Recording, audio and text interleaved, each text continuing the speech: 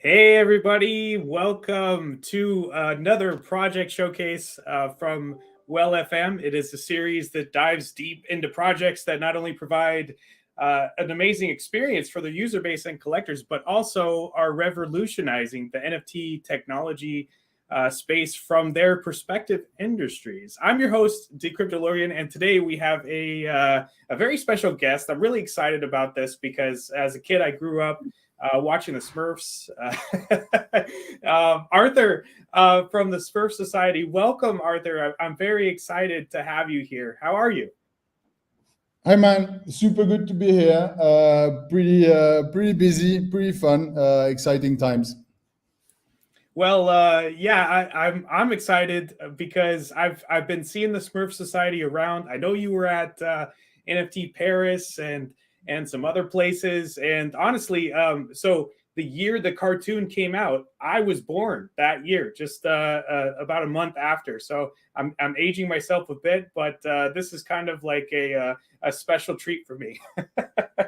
Damn, that's already a common point with us. Oh, awesome! That's great.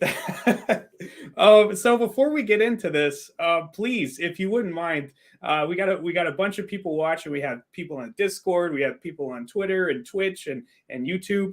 Would you, in your own words, just tell us about the project and yeah, what's happening? So, as always, it's important to start saying that it is an official Smurf project. So it's the official IP. We are the only PFP project out there for the Smurfs. It started a year ago.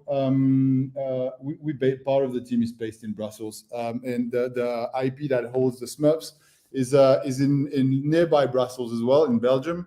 And they had a will, or they wanted to to dig into Web3, and the founders of the Smurf Society proved their experience and expertise of the ecosystem, and basically got their trust in order to bring such a strong and historical IP into the Web3.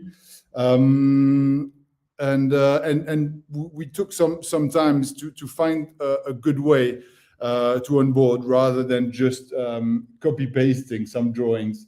It's quite original in all the ways, and we were lucky to have, let's say, strong. Oh, it's a happy problem that we got such strong guidelines from the IP company.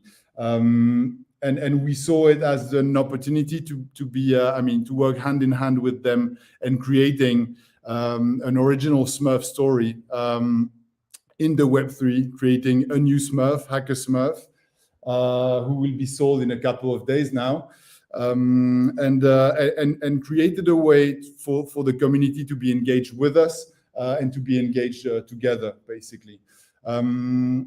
It's a whole gamification that needed not to be seen as a gamification, just to make sure that we didn't create some barriers from the Web 2 audience, let's say. And so far, so good. Yeah, definitely. So far, so good. This I just threw the website up because it is looking fantastic. I'll be scrolling through it while you're chatting. But starting with yourself, can you tell us a little bit about the team and you know what you have on board there? So I'm in the marketing team and communication. We're around 20 with a very wide spectrum of both experience in Web3 and traditional Web2. And from the tech to the 3D artists, it's quite wide. Big importance or yeah, focus on Cédric Hervé, our artistic director, who is basically the artistic director of the Daft Punk, the band. And we have some serious champions in their own fields, allowing for this project to, so far, take off properly. Wait, so if I heard that correctly, you said the official the artist for Daft Punk, right? Yeah, the one who created the whole Daft Punk brand, and who's in charge of the heritage now. is Cedric. Wow. You'll see him if you continue scrolling. You'll see his name, and he took the direction of basically bringing how to bring the Smurfs within the Web3 and not just copy pasting, as I was saying. Absolutely. Oh, wow. That's amazing. I absolutely love Daft Punk and their music and the brand. So, wow. It's fun. It's actually, I mean, it's challenging, but it's very nice to be surrounded by talented people like this. Because of it's challenging because of the high standards, but in the end, we see an output or production that is always mesmerizing. Yeah, absolutely. And that brings why we're here. One of the questions I wanted to ask is, looking at these amazing artists, what is their involvement on like the everyday? How are they contributing? So we tried to create new Smurfs, exciting Smurfs, and still have the iconic Smurfs. And we see the Smurfs as a medium as well, where the artists can express themselves and find a common vision to respect the Smurf, the image and their universe, and still allow for an expression of the artist and for them to embrace both. We actually, I think on Monday or Tuesday, we will show a preview of the Smurfs that Philippe Drouillet is creating. And it's I don't know if you know the guy. He's basically at the genesis or the inspiration for Star Wars and Dune. Big friend of George Lucas, and I don't know how, but they managed with him, the whole team, to create a Smurf that is definitely a Smurf and is definitely a Philippe Drouillet Smurf. Exciting times, and basically they will use different sorts. In the future, we have more artists coming. They either will create their own Smurf or some backgrounds or some little perks within, attached to the Smurfs. Wow, that's awesome. And this is a pretty historic IP, like we were talking about before. And what is the response from the folks that are kind of like holding on to this IP? Are they loving this direction? They want us to continue, which is the first good sign. Yeah, I mean, we work with them on a very regular basis just to make sure. It's a very rich brand, and I mean, it's part of the deal to make sure that everything we create fits to their standards. But in the end, it allowed us to create the whole story of Hacker Smurf. I mean, the Smurfs being transformed into statuettes from Gargamel, and Hacker Smurf, that new Smurf, freeing them through the users. All this is in the end an original Smurf story. It's not just us creating or interpreting. It's basically a new Web3 Smurf story, which is original, and you will be able to hold a Smurf that has been under the strict direction of the original IP. Wow, I love that. And I got to ask, because I've always been a big fan of Gargamel. How is Gargamel into the story? Well, good thing about Web3 is that it's continuous. So we have future chapters of our stories where he will be closer than he's in this part. Today we're focusing on the Smurfs. Tomorrow some other icons will stop by. Wow, I love that. All new story, and it's wow. So is there like an epic story of how the team was able to snag this IP, or? I think, I mean, as you know, a lot of IP are diving into Web3. They got interest. I think they did a village in the sandbox and stuff like that. But the PFP is basically allowing to keep the Smurf values, yet allowing or making people want to be impersonated by them. And they realized that it was a big challenge. On top of that, the market is fun at the moment.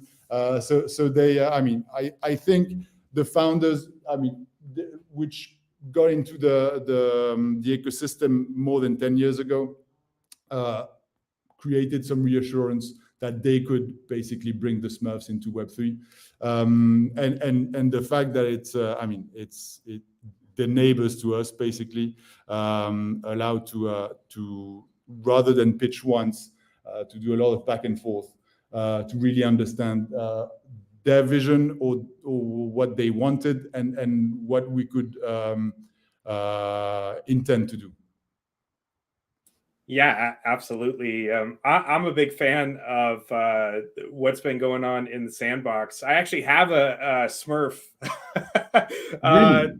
Yeah, I have a Smurf from a long time ago. Geez, it's been about what is it, like 2 years, 3 years when the Smurfs were announced. It came out, and I snagged one of those fairly quickly.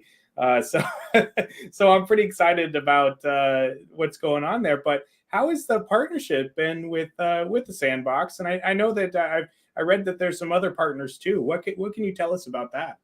So the sandbox, we good friends with them.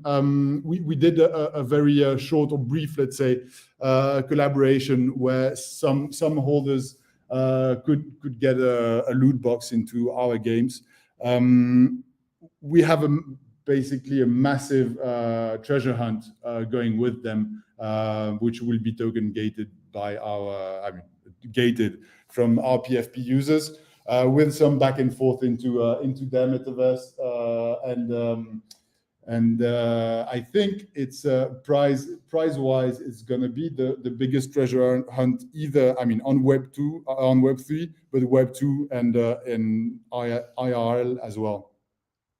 Wow, I love that. So this is kind of that, looking at your website and your Wikipedia, which is the wiki is fantastic. We'll look at that in a minute, but you describe it as this. Excuse me. I got to look at the gamified Web3 experience, and this treasure hunt sounds pretty amazing. Maybe walk us through what this looks like for somebody. What do they need to collect to get involved in this?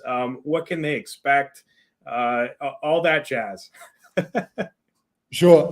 So basically, we have the Smurfs, which has all that, all those stories and all that potential to create something original. And so we didn't want it to just bring them into the Web3. We thought that, especially within the market, we wanted to focus on the community and gather it before just a sale.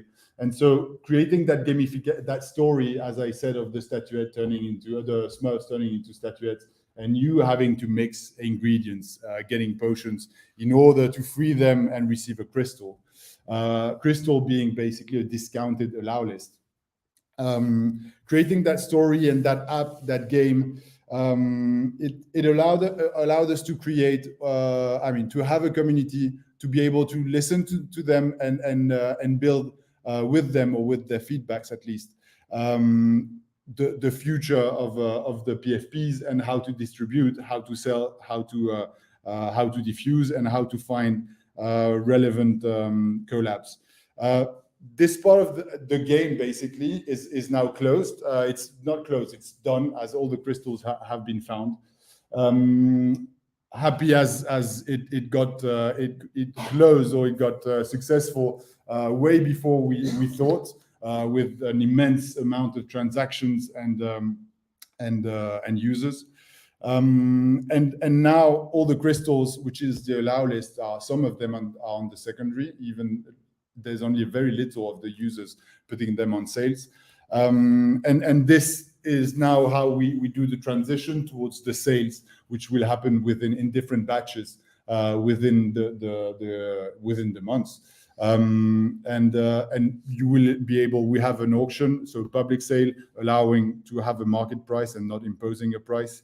And then you will be able, once there's a price, you will be able to claim or to transform your crystal into buying PFP. Wow, that's awesome. So you really were starting with the community first, which is a great way to start, especially in this space, especially right now. So yeah, so you had this really fun game, with the ingredients, and you're following the story. And I have a few questions. I want to spend some time here because you keep mentioning the story and how these Smurfs were turned to stone, and there's a whole like lore behind this. How important is storytelling to the project? I think it's truly one of the pillars, let's say 3 pillars of the project. It's one of the reasons we fell in love with the IP, is that it's so strong on potential stories and in stories they already have. I think we strongly believe that the Web3 allows to create stories and to engage with the community, and with the technology and with rich IP, it allows to really engage and interact with the community in an entertaining way rather than only speculative way.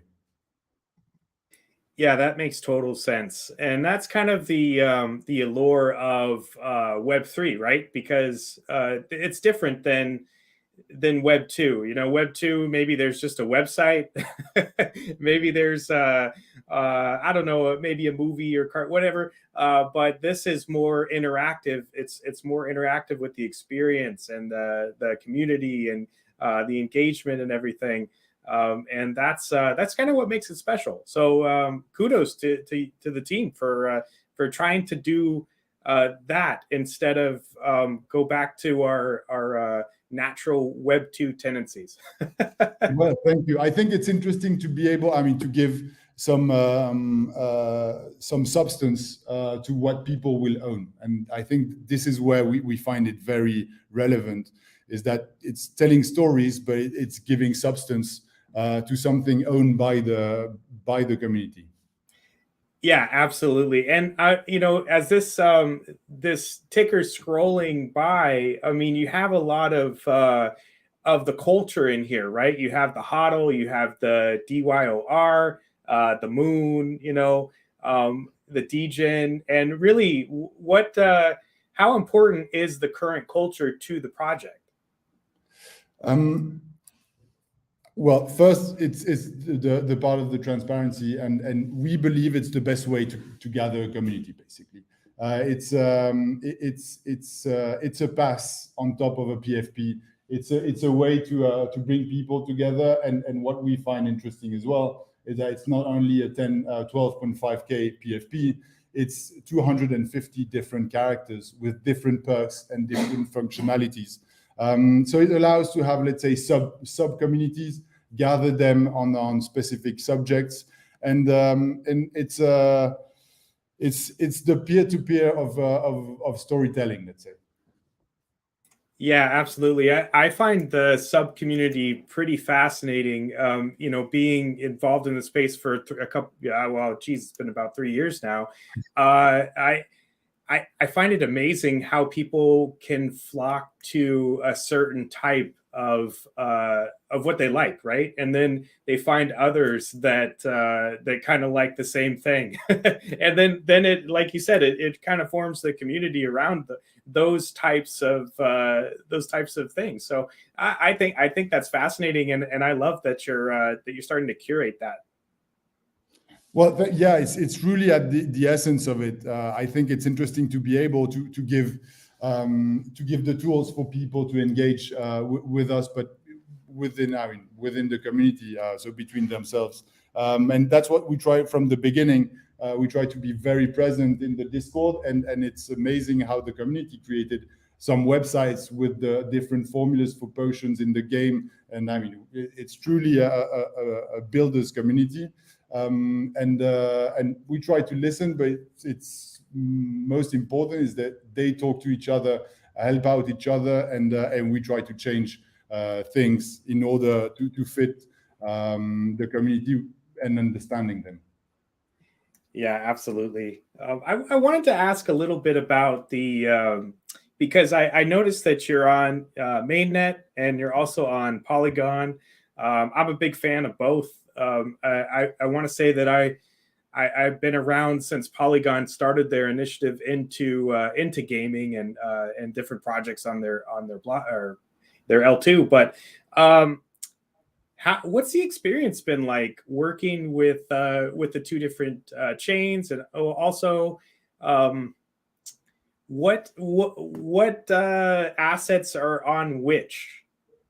Okay, so the whole gamification is on chain, fully on chain. All this is on Polygon. So from the statuettes to the ingredients, the potions, the crystals, it's all on Polygon, all NFTs. And the choice made is basically we wanted to have a gamification as a community engaging, as I said, but we kind of didn't want people to, I mean, we wanted all the perks of Web3 without people realizing it was Web3 in order to onboard as many people as we wanted without the barriers of Web3. And so we needed an app without friction, with no fees or very little because we're paying them.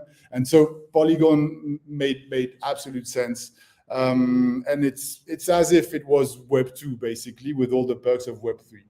Which was the challenge, but the desire as well. And for the end collection, it's Ethereum for the secure aspect of it, and for the accessibility, let's say, not having to educate too much and make it more shareable, let's say. And that's why I'm getting back to what you said about the wiki being complete, is that there was a big work, and I have to say that the Polygon team is amazing for that. There was a big work in order to make sure that no one could be stuck with questions and not being able to interact or to play, basically. And that was the big question or the big challenge we thought we would be facing at the beginning, is that we have those different chains, and we had people needing to get into Matic, but in the end, I mean, the team creating the wiki made something very complete, very useful, and so we had very little audience blocked or stuck, basically. Yeah, absolutely. I've had the pleasure of kind of growing up with Polygon in my in my journey from when it was Matic years ago, and watching them grow. I want to say that I was in the Discord of their initial gaming launch. When they were trying to partner up with a bunch of games back, oh geez, this was a long time ago, the Gamers Hub, and yeah, it's I've watched them grow. The team is fantastic, and honestly, I've seen some amazing projects go live and been a part of those releases for a long time. So great choice of that user experience, because it is really hard to kind of onboard folks into the space. It's difficult. And I think we're getting to the point where, and this is what excites me. I don't know if it excites you too, but I think we're getting to the point where it's almost seamless. It's getting, there are people building seamless experiences for people to onboard, and that excites the hell out of me. I don't know about you. Yeah, indeed, fully. I think, I mean, it's a challenge that I think worldwide known IP need to do. We couldn't just try to make the easy choices.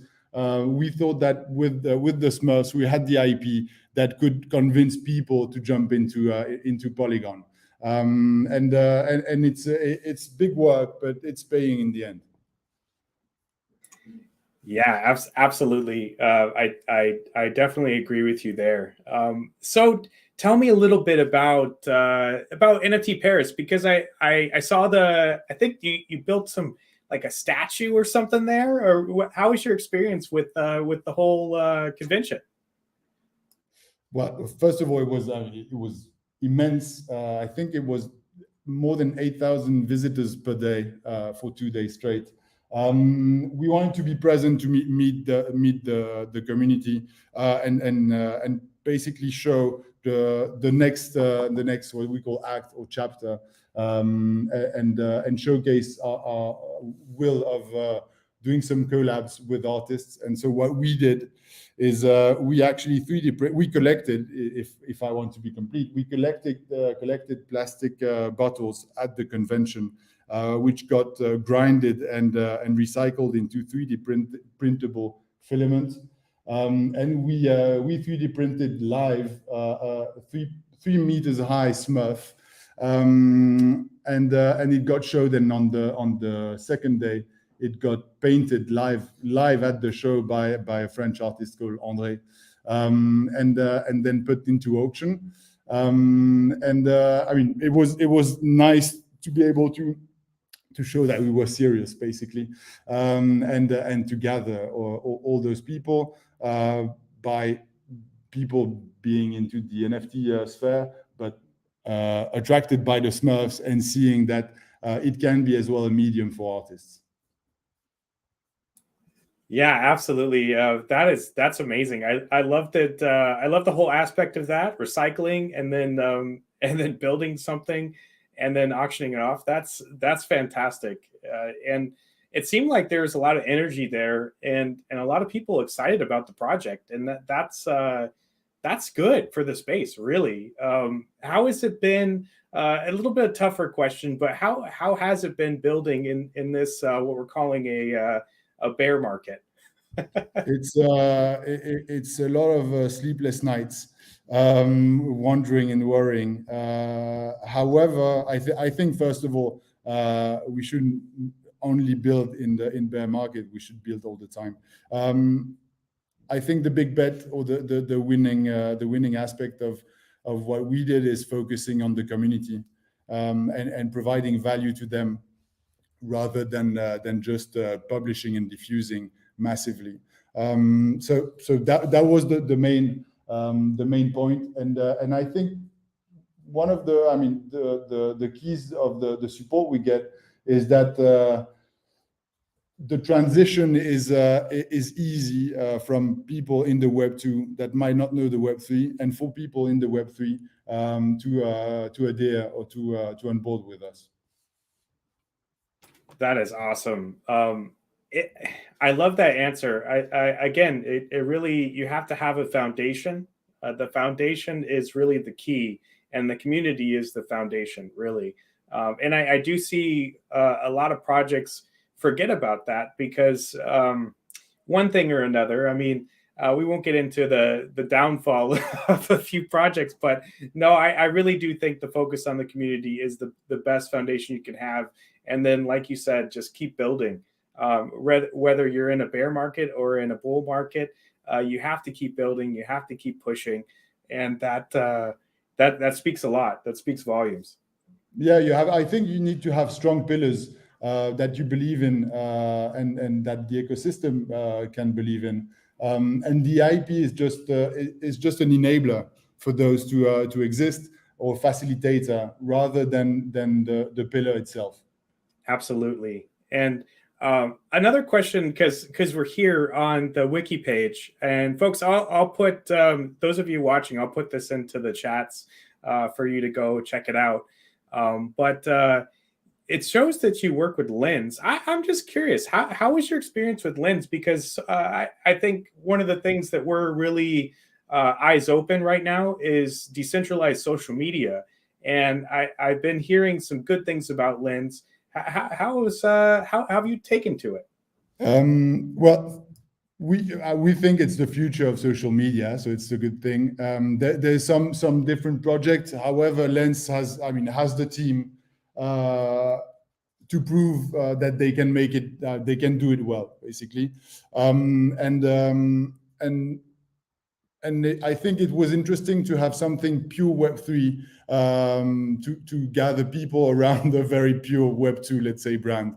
And to start onboarding, we chose Lens, as both we needed to curate the audience, and Lens was a good way to curate them.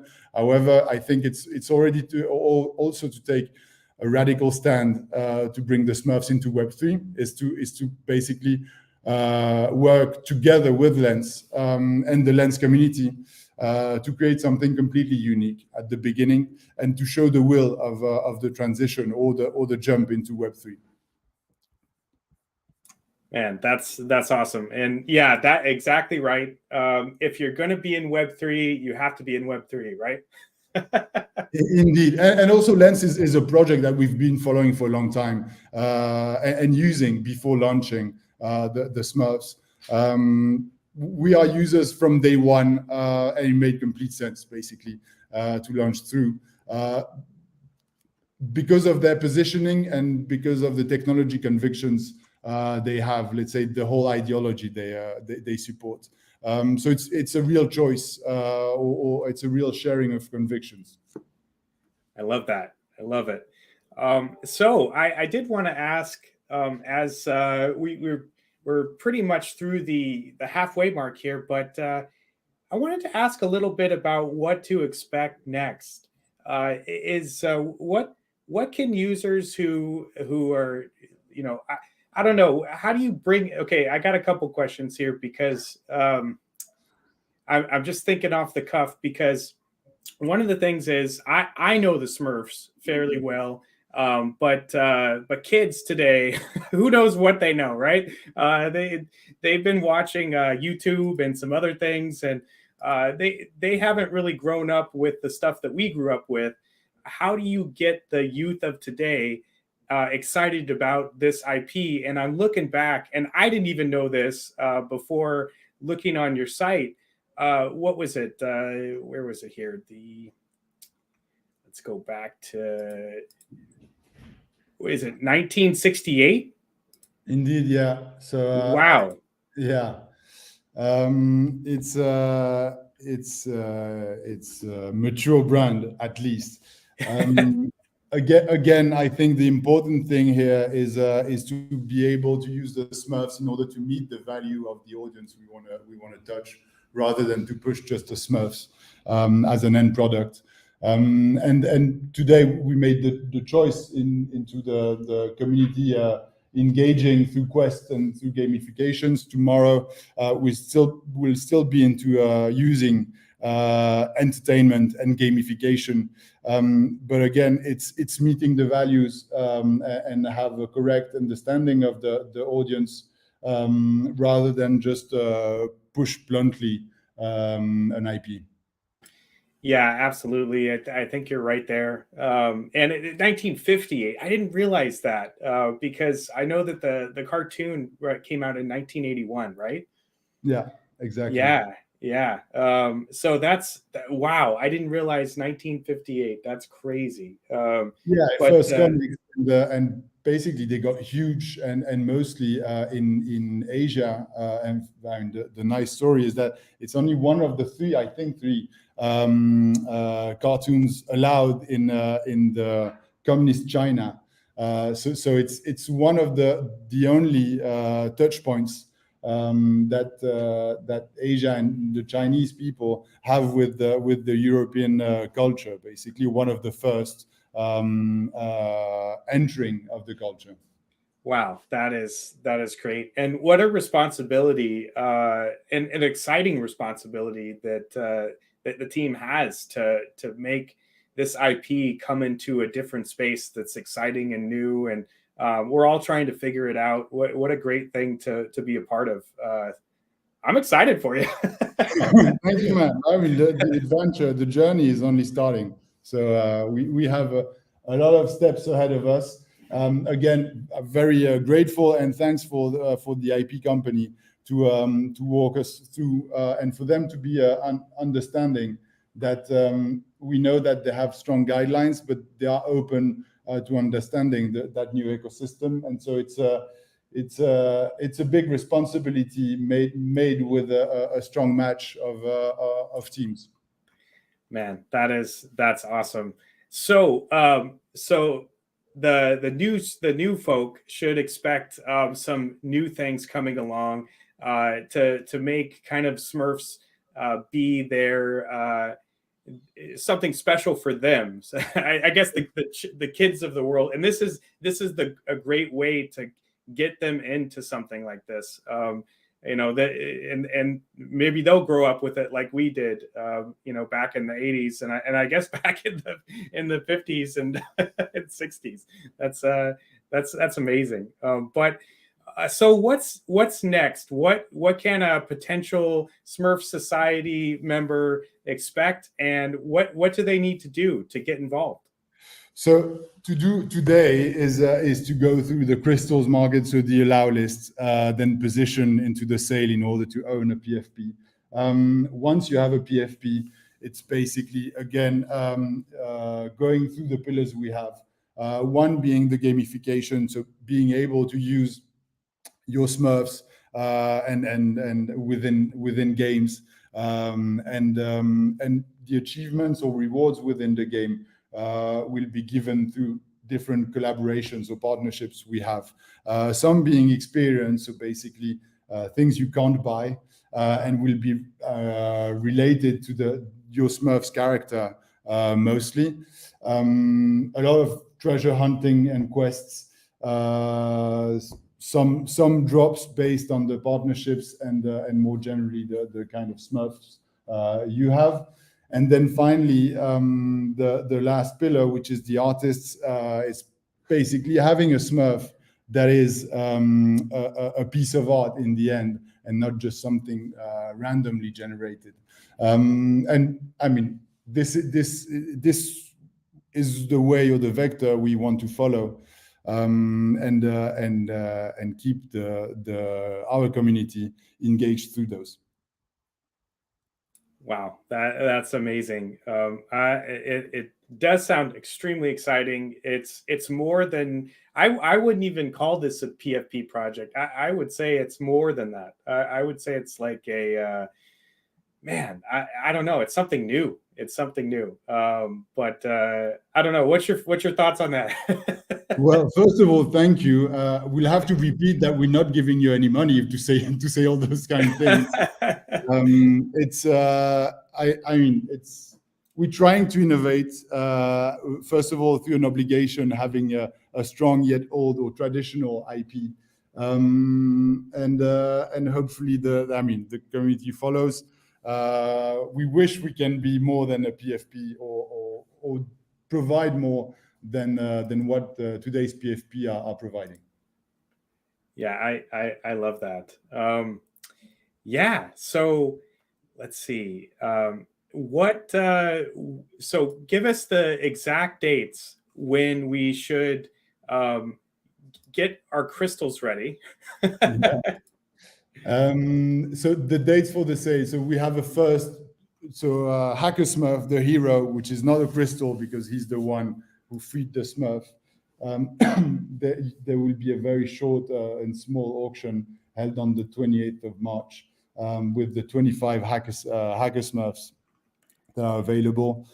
This will be a capsule and put him forward as he is the latest and iconic Smurf that we've created with the IP company. And then we're still into 2 dates between the 5th of April and the 12th of April. And that's, I mean, by full transparency, it's just giving us enough time to build the bucket auction on our website and making sure that we can run all the security tests and do enough of them to ensure security of the users and their assets. And so this will be a bucket auction in order to find the market price. There's only 3,000 PFP sold through that auction. And then 3 weeks after this, you will have 3 weeks in order to claim or transform your crystal into PFP. We want to give people the time, not create gas wars, and people to find basically the full perks. And make sure they understand the discount they get, as it's the crystal is an allowed list, but a discount as well, ranging from 80% discount to 15. All this is on the Gitbook actually. And so this will be latest after the 12th of April. So hold on your crystals until then, and then hype as much as you can. Yeah, absolutely. Wow, this is great. I'm excited for this. Like I said, I've been watching the Smurfs since I'm a kid. A couple people in the chat thought I was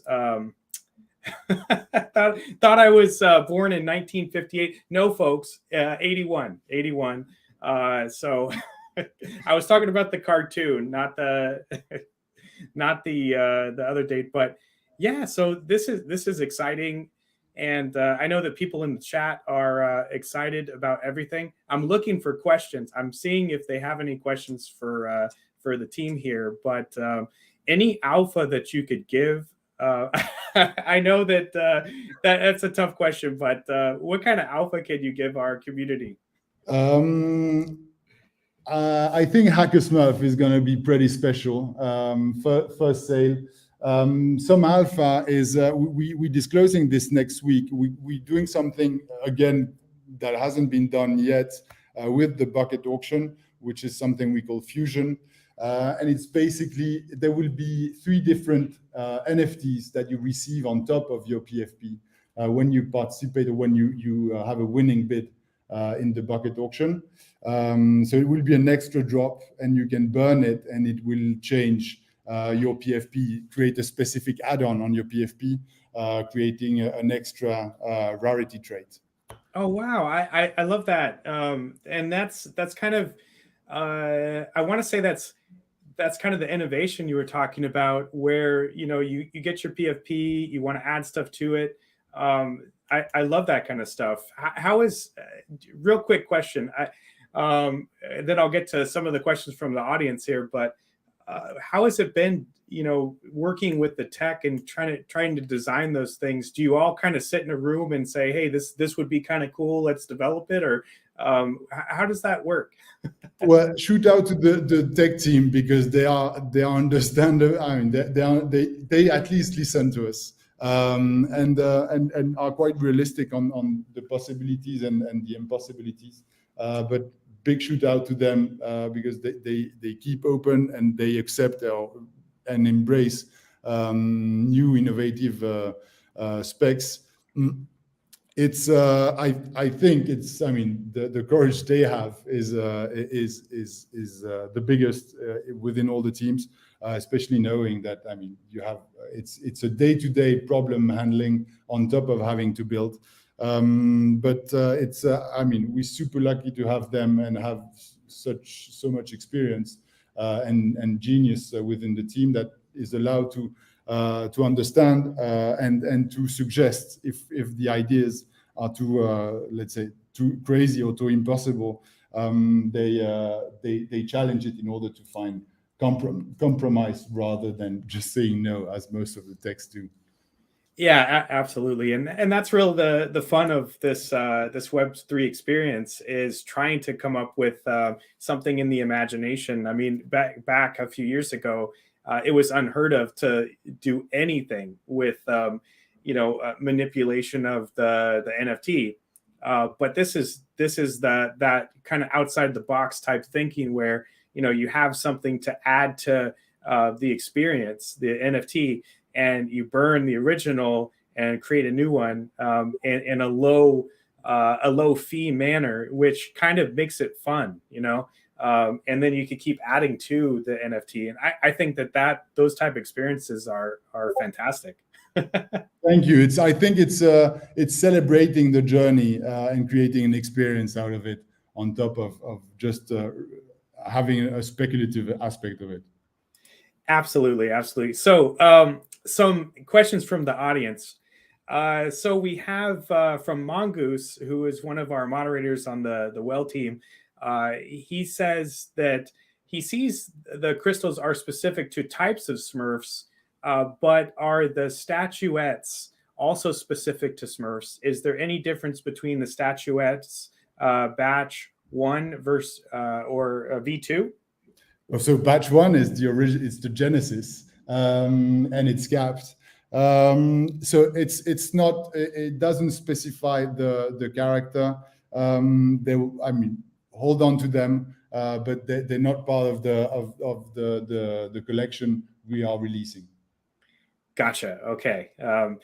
There you go, Mongoose. So we have one of our crew here, Troublescape. He's asking, maybe I missed it. Is there any cost on the Smurfs? Do you? And I think you touched on this a little bit. Do you have to buy a character and then use it? I'm terrible at reading these things. Jeez.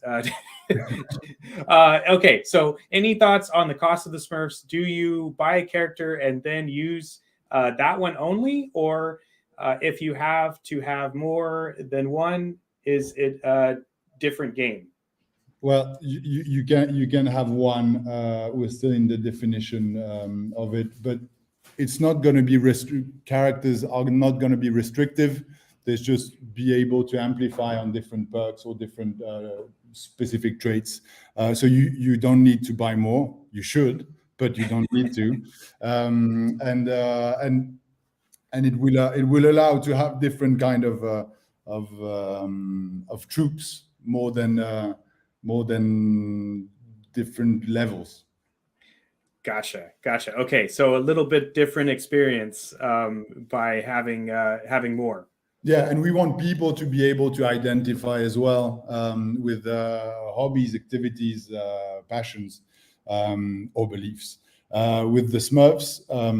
So it's we don't want to restrict. It's just amplify those characters. Wow, that's fantastic. Let's see. Is now it's okay. $5. The name's $5 Tito Famila is asking, is this a game on Google Play? Do you have any plans for that, or will this be done through a website? Is it play to earn? No play to earn. We have some experience in the gaming, and we don't. It's play to earn, not pay to earn. We're gonna keep it all on chain. And I mean, we at the very beginning of it, but we're gonna follow the experience we've done so far. Yeah, I love that. I've had some experience with play to earn games, and in my opinion, I think that definitely is the way to go. And one of it looks like Zorro is asking, which I did see a Smurf that I think Zorro would really like. I had him up on the screen a little bit while ago, but were there special edition Smurfs by artists? And you did answer that a little bit. Yes. So in this, you get the crystal, you get on the allow list, you purchase some Smurfs. Is one of those or many of those going to be by one of those artists? So you have the special traits or rarities? Yeah, good question. We have some Smurfs completely created or done or designed by artists, Drouillet, and we releasing or announcing those next week, actually starting next week. So some of them will be specific with their name. You actually can find the Drouillet crystal on OpenSea, and then some artists will create some backgrounds, some traits, let's say, also some accessories, and then we have different batches. So we have 3,500 PFPs from the main batch that will be released a bit later, and that will be done with and by artists. Wow, that's great. And there's, like you said, there's some artists that we don't know of yet. Indeed, yeah, we have a pretty strong batch. We're starting to communicate about and with them starting next week, starting with Drouillet next week. That's fantastic. All right. This has been great, Arthur. I really appreciate you coming out today, and I know the community really appreciates it as well. I see a lot of activity here, and everyone's pretty excited. That's for sure. Is there anything that you want to tell folks about the project before we go? I'll meet all you guys starting on 28th for the sale. I think the best is, I mean, if you have any questions, we try to be very available. if there's nothing, if you don't find the answers on the Git book. Follow us, give us a shout. We like to see the community growing. Awesome. Yeah, absolutely. And so folks that are watching, I'm going to post the Twitter, so definitely get into the Twitter and see what's going on. There is a lot of stuff on the timeline that explains a little bit more, and honestly, some really cool partnerships that I noticed as I was scrolling through there. So definitely go on the Twitter, and also join the Discord. And check them out on Lens. I'm curious. I want to get I have my Lens account. I need to get on there a little bit more, but yeah, Lens is really picking up steam lately, and it looks like a fun platform. So I definitely want people to try it out for sure. And then watch out for the sale coming up. Indeed, yeah, and do join Lens. It's pretty cool. Awesome. Yeah. Well, we're gonna see you all in the Discord, so so we'll see you there. And Arthur, this has been fantastic. I'm really happy that you came on, and this is great. Another project that we're excited about, and of course, like, the IP is just fantastic, and I really do, and this is from the heart. I really do think you're doing a great job with it, because it is really tough to come into the Web3 space with an IP like this. So yeah, it looks like it's going to go great. I'm excited. Thank you so much for the kind words. Very grateful to be able to talk to you and your community. Absolutely. And yeah, all right, folks. And with that, we are going to end the broadcast. But thanks for coming out, everybody. And we're going to just so you know, coming up, this is a little bit of a shout out, but coming up at 12, we have a whale IP or IQ, excuse me. I got IP on the mind for some reason. Well, IQ, and that's a great space to jump onto Twitter Spaces and learn about what's going on in the NFT market. And hopefully, soon we're going to have some Smurf data to really push in the show. I know, Frank, I'm looking at you to be cognizant of that. So that'll be really exciting to talk about on that show. But with that, again, thank you, Arthur. If you wouldn't mind staying a few minutes after we cut, that'd be great. And thank you, everybody, again, and goodbye. Bye, guys.